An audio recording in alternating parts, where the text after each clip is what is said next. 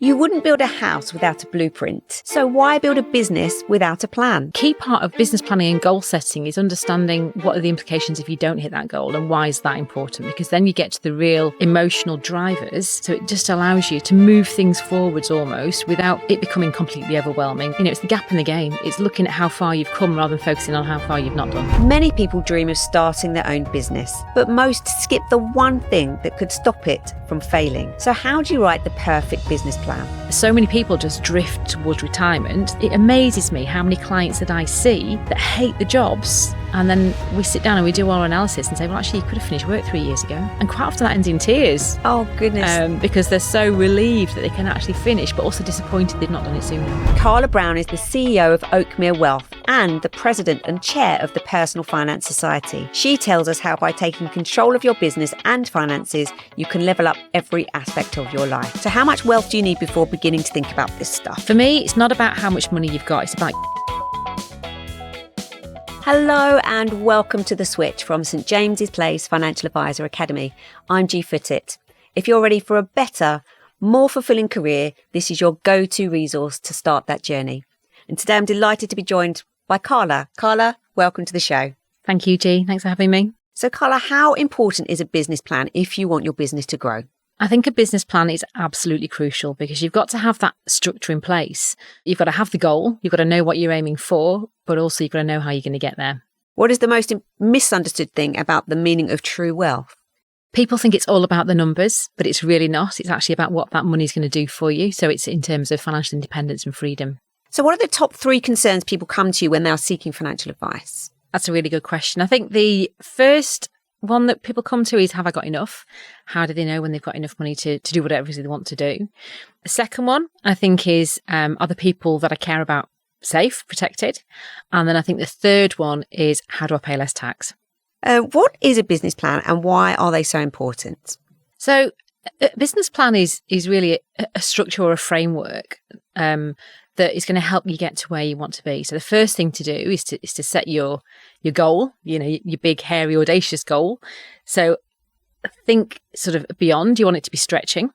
But the business plan really is about how you're going to get there. What are you going to put in place? So it's got to be measurable. It's got to be smart. It's got to have milestones that you can actually achieve along the way as well. So you can mark your progress as you get towards that goal.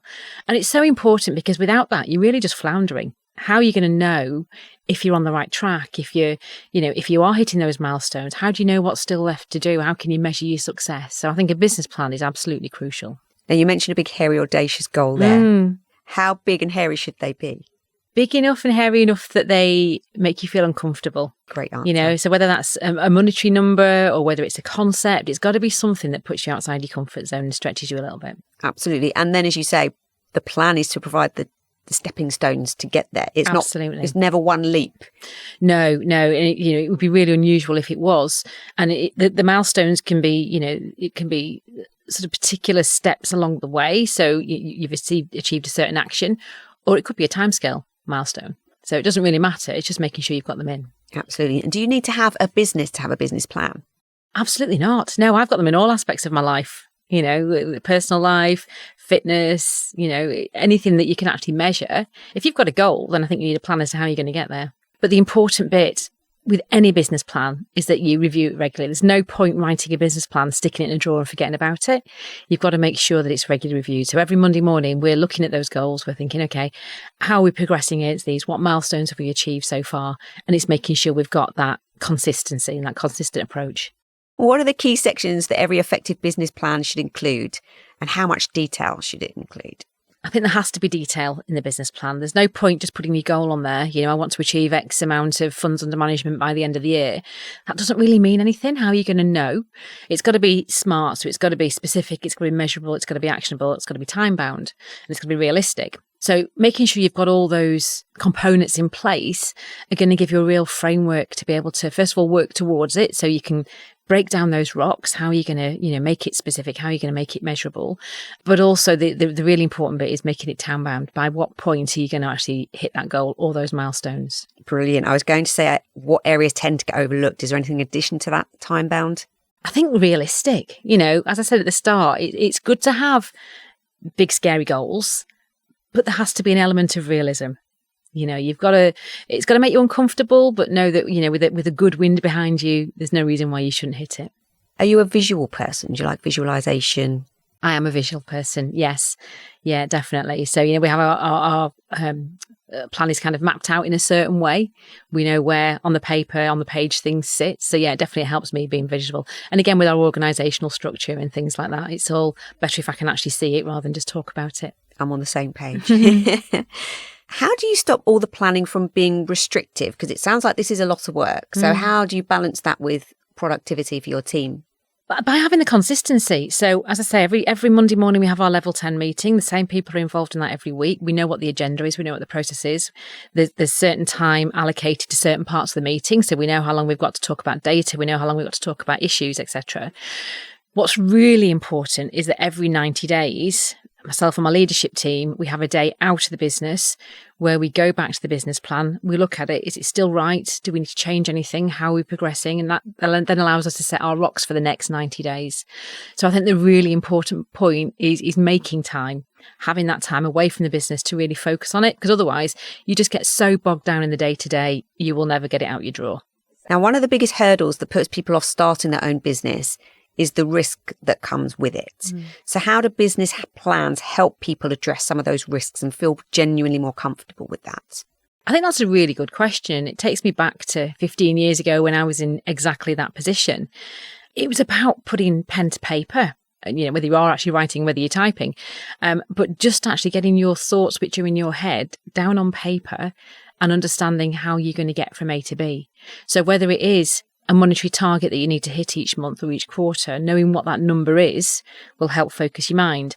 Thinking about, okay, where are the areas that I could possibly meet my ideal client? What does my ideal client look like? And being really specific about those things will make you more focused in your marketing, in your networking and that kind of thing. And thinking of things ahead of time does give you peace of mind, and almost doing a little bit of pre-market research. So who are your ideal clients? Could you go and have a conversation with a few people before you start your business? Absolutely. Yeah. And it's identifying who those right people are going to be. Who's going to be your advocates, who's going to shout about what you do, and where are you going to find them? So even a goal like that, it's about, okay, who are they? What do they look like? Where do they hang out? How am I going to meet them? So really creating a plan about something so simple. Have there been many times in your career when your own business plan has had to change significantly, and what have you learnt from that? Crumbs, yes, there has. There's been lots of occasions where it's had to change. Even this, we had our 90-day meeting last week and we've had to redesign elements of the business plan because one of our key members of the team has decided to move on. Change happens. It could be regulatory change. It could be a key person leaving. It could be, market movements. There's so many things that impact business, which are to some degree outside of our control. You've got to be able to adapt and evolve. And that's why it's really important that you do have those regular check-ins so that you can be agile, you can move it forward and, almost redesign it. Okay, this has happened. What do we do now? We know what our goal is. We've still got that goal. Now, how are we going to get there? And just moving the bits of the jigsaw around. Almost like a satellite navigation system. It's Absolutely. A different route, but you're still going to get to the end result. Yeah, exactly. Now, looking back, is there anything you wish you had included in that original business plan when you first became self-employed that you didn't know about? Yeah, I think my goals at that point were too vague. So they weren't SMART goals. I had a number that I wanted to achieve by the end of the year. There was no concept as to how I was going to do that. There was no time markers in there, no milestones. Having those milestones, I find for me, really helps because otherwise I'm somebody that will start working on an essay 2 days before the deadline. I know the feeling. So, I need to have that consistency, that process in place. That means I'm regularly checking in. I'm looking at where I'm up to. I'm marking my progress against the bigger picture. And I think that's the bit that I missed initially.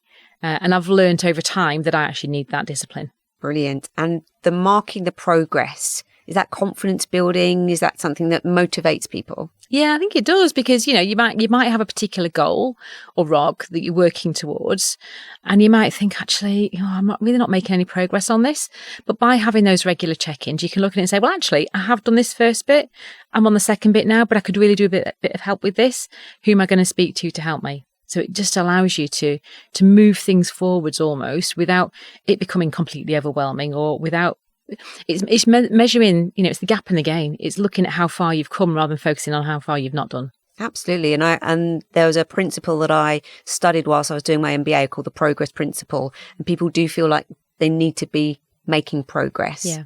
And that's one way of really helping them to see the progress they've made rather than, like you said, the big, hairy, audacious goal. And it always feels too far a stretch. But yeah, look back and look at all of those steps. And it does build your confidence, knowing how far you've come. Absolutely. Now, do you think attitudes towards business plans have shifted over the last decade? Particularly, we've got AI, new technology, but also changing needs of clients. Yeah, I think they probably have evolved. There's certainly there's more information about them, about how to create them, about how to do them. And AI makes a massive difference. So we use a piece of software called 90, which runs alongside the EOS process. And there's a facility in that which has only come around in the last 6 months that you put your end of year goal in, and it will help you make that process smart, and it will build the milestones in for you. Whereas that may have taken us half an hour, 45 minutes to do, now it's done within 5 minutes. That allows that time then to be spent really sort of drilling down on that and looking at how you're going to look at the individual components. But AI, I think, makes it so much easier, and it can check your work as well. Is this a smart goal? And it will make suggestions. So yeah, definitely improvements in helping. Absolutely. We're all wondering now, 2 years in, how we ever lived without it. Absolutely. Now, you're an advocate of including every area of your life in your planning, including fitness goals, home life, etc. Why is that? I think because I need that structure. I am somebody who likes structure. I like processes. I like checklists. I like to be able to tick things off and say I've done them. If I write something down, if I have a goal, I will hit it. And that's possibly my competitive nature. And I'm only competing against myself there, obviously. But I don't like not achieving things that I've set myself. So, if I set myself a target of, running 3 times a week and I've written it down, there's more chance of it happening than if I just, I might go for a run this week. Absolutely. So the accountability with yourself, or would you share that with somebody else? Oh, no, I share it. So I share it with my family. Yeah, absolutely. Absolutely. So it's that accountability, isn't it? And as you say, you're competitive against yourself, but it just makes it much more likely to happen. Yeah. You work with clients to empower them to align their financial decisions with their values and aspirations. Why is that so important? Because for me, and it goes back to what we kind of said at the start, it's about that concept of true wealth and about what's important. And I'm a real believer in, if you have financial independence, whatever that looks like for you, you're going to have a happier life. And I want my clients, team members, anybody that has a relationship with me to be in a better position because of it. And so if I can help my clients on that journey, and some of that will be goal setting, and it might be business planning in effect for them and their goals, but that is, for me, is a successful relationship by helping people achieve whatever their version of financial freedom is. And in your work, do you help people identify their values? Often? Yeah, definitely. So as part of what we call our discovery process, it's really understanding exactly what is important to our clients and why. And from that, you can then help them understand where they want to be going forwards, and the importance not only of hitting the goal, because that obviously is important, but I think a key part of business planning and goal setting is understanding what are the implications if you don't hit that goal, and why is that important? Because then you get to the real emotional drivers of why that is so important, and it can help prioritize with the client what matters to them.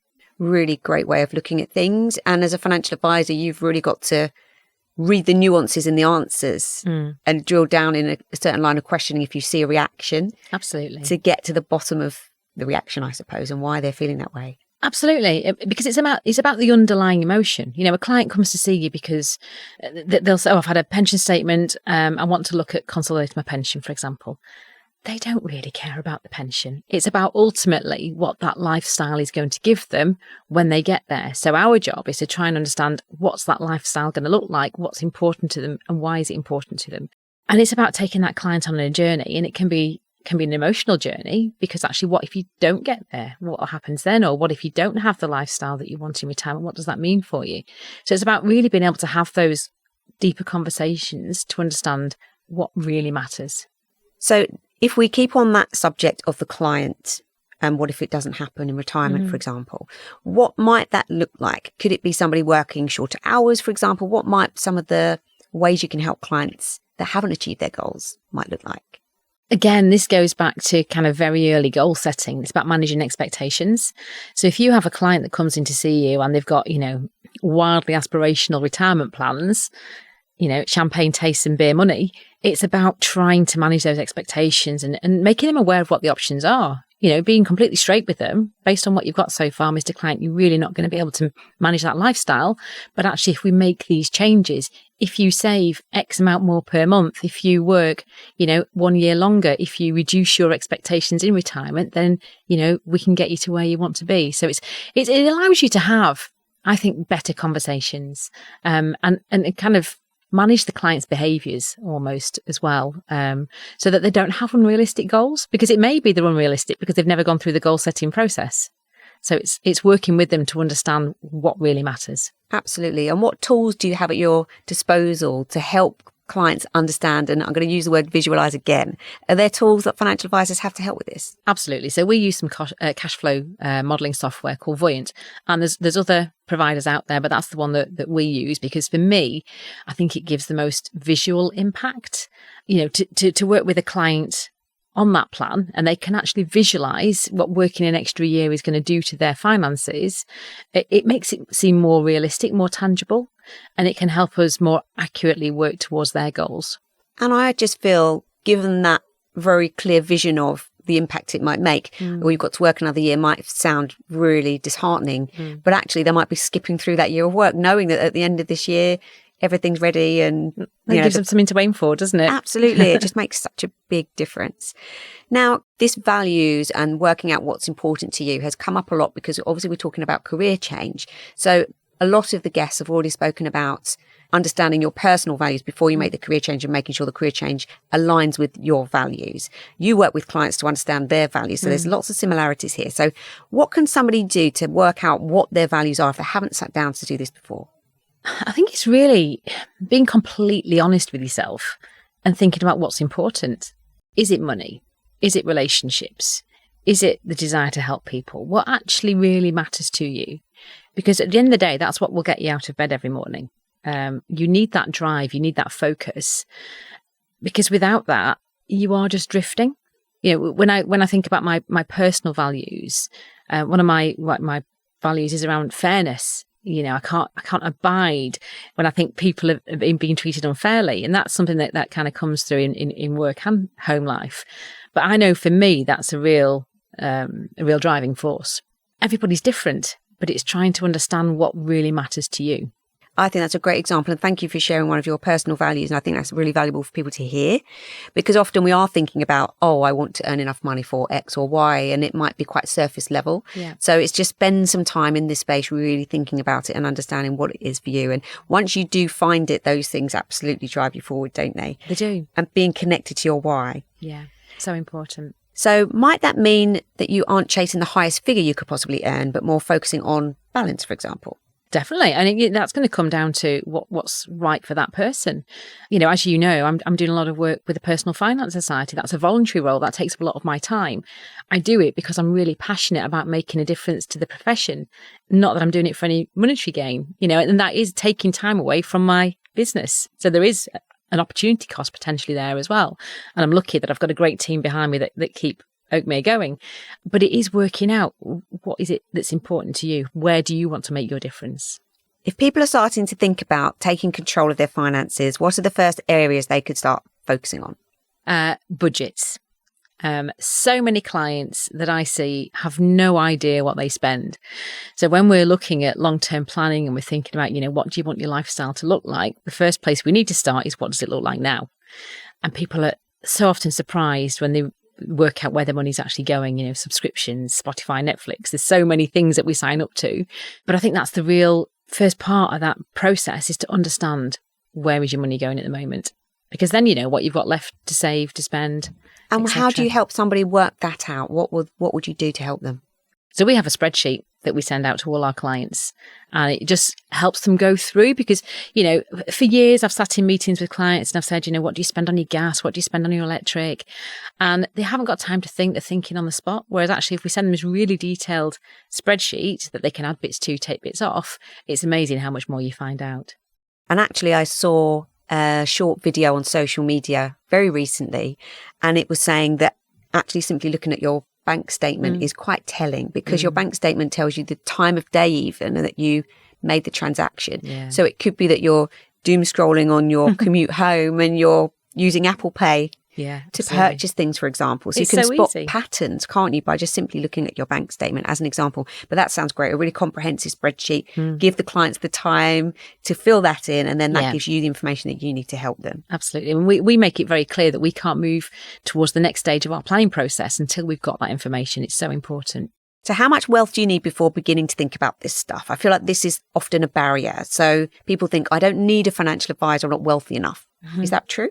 No, not at all. And I think it's a really disappointing misconception that exists, because for me, it's not about how much money you've got. It's about your mindset. It's about wanting to make change, to do something differently, and thinking about your future. So not necessarily about managing existing money, but it could be about wealth creation. It could be about protecting what matters most to you. And they're really important parts of any financial plan.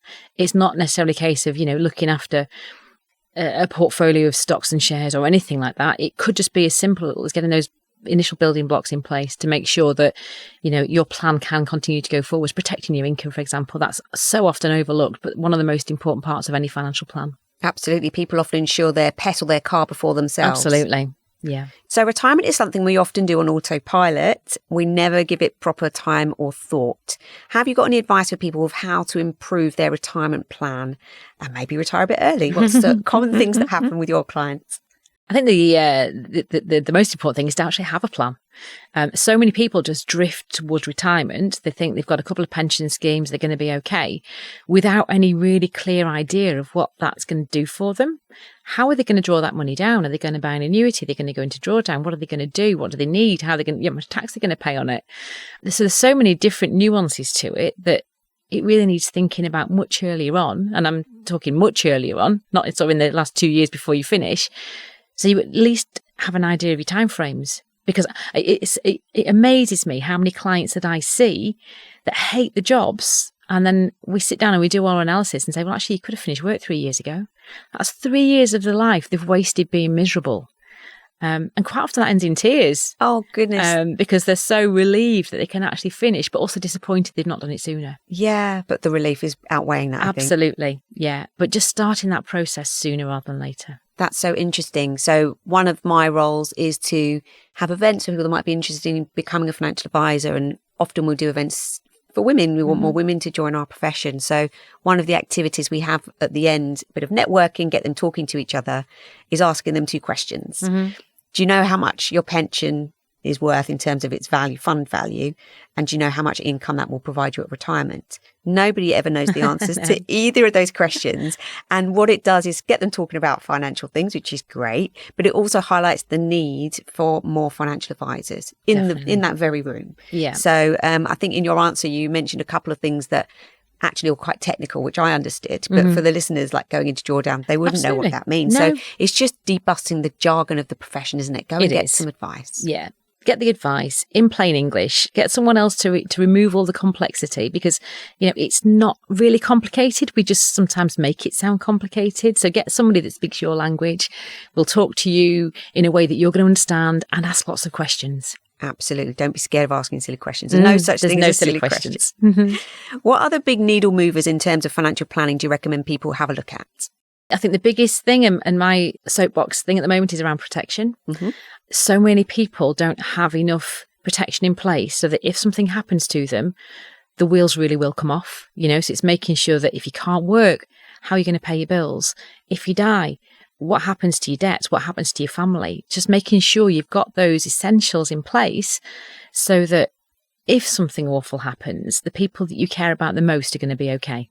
And what are the steps that you took to move from a solo worker to building your business and hiring staff? For a lot of people that are control freaks, shall we call them, it's hard to let go. So what's a really good plan of action or business plan to sort of take that step? Yeah, and I think it's hilarious you've picked up on the fact I'm a control freak already. No, you're absolutely right. It's really difficult to make that step. And I remember sitting at home being completely swamped by work. but being terrified to take on that next member of staff because it's a responsibility. It's not just your bills you've got to pay anymore, it's somebody else's at that point. But going back to strategic coach that I mentioned earlier, I was at one of their workshops and somebody said to me, you've got to have the jumbo jet before you put the passengers on it. So you've got to have that infrastructure to allow you to grow. So having that confidence and saying, right, okay, the business is growing, we're doing very well, but it's almost holding me back by not having that person in place. So, it's a leap of faith, but it has to be done. Otherwise, you're going to stifle your own development.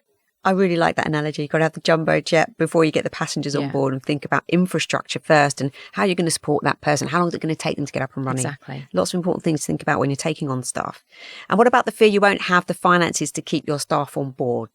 Yeah, and that's always a worry because, as I said before, it's not just your life that you're playing around with. It's somebody else who's then reliant on you. For me, I've always made sure that our ongoing income is enough to cover all the wages. So if we do no new business in a year, we've got enough money coming in to be able to pay the staff, to keep the lights on, to keep the office functioning. It covers the minimums.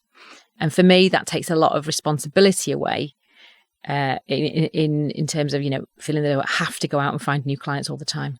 And I guess if you don't, as you said, bring in the new staff, it's holding you back in a way. So you never get to that next level of your plan effectively. Yeah.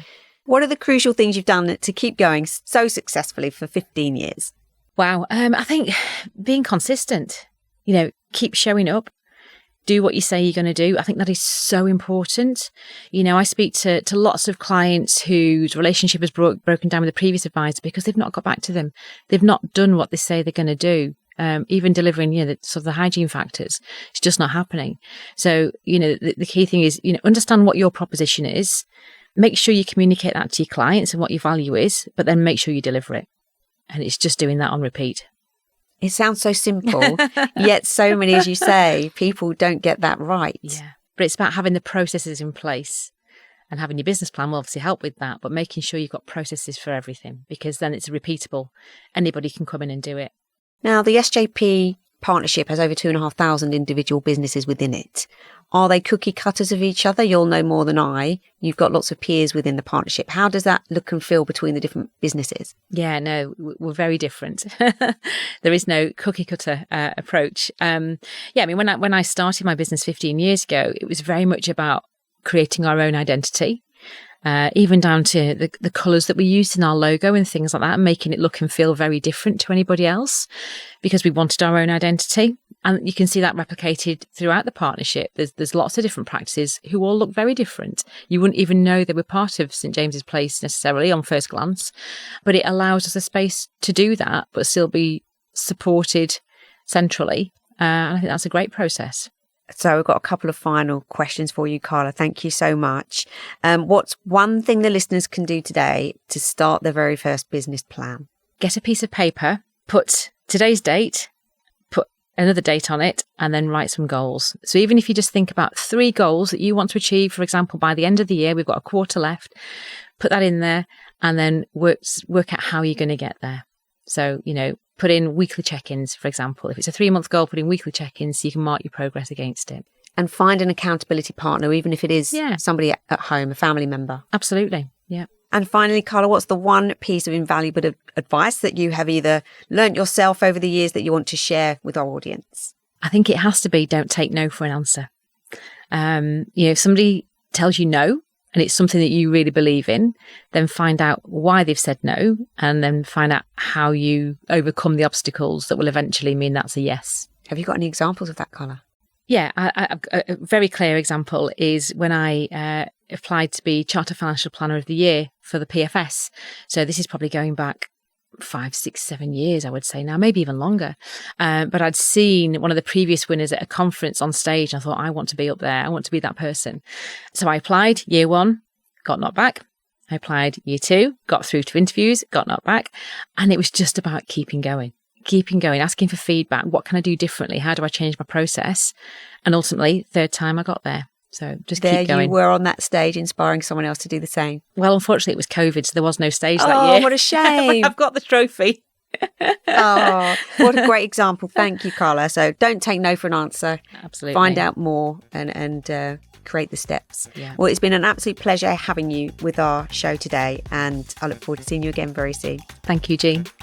A big thanks to Carla for joining us on the podcast. If you enjoyed this episode of The Switch, make sure to follow, rate and share it with somebody who's ready for a career change. And if you're on your own journey, hit subscribe. We've got plenty more inspiration and insight coming your way. I'm Gee Foottit, and you've been listening to The Switch from St James's Place Financial Advisor Academy.